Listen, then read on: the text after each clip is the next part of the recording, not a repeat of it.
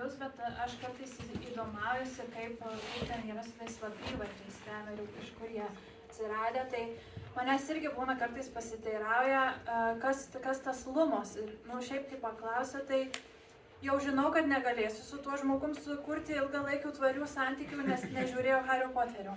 Bet tiem, kurie žiūrėjo, viskas būna aišku. Bet žodžiu, lumos yra burtažodis uždegti šviesai. Dar ten sako lumos maximus ir tada užsidega daug šviesos.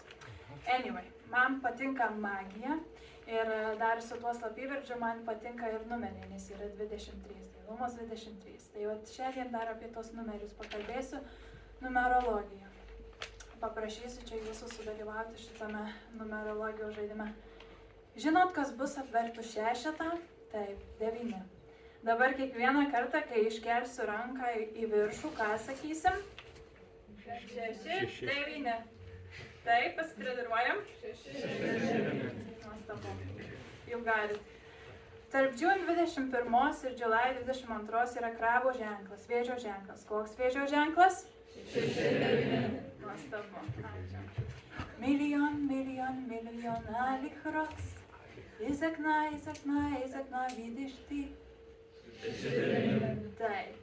Kai gyveni su savo vyro seserimi ir jie nepabeldusi įsirauna jūsų miegamąjį. Kai viršiju greitį ir mane sustabdo pareigūnas, pasiūlau. Gyvenime būna juoda ir balta, šilta ir šalta ir viskas taip, kaip turi būti. Net jei ir gauni baudą. Jing ir jang. Ačiū, labai puikus jūs. Taip, ir Iva arba Ila. Aš myliu, daug vyrų, bet tas vienas, su kuriuo iš tikrųjų draugauju, būna kartais dėl to nepatenkintas. Ačiū.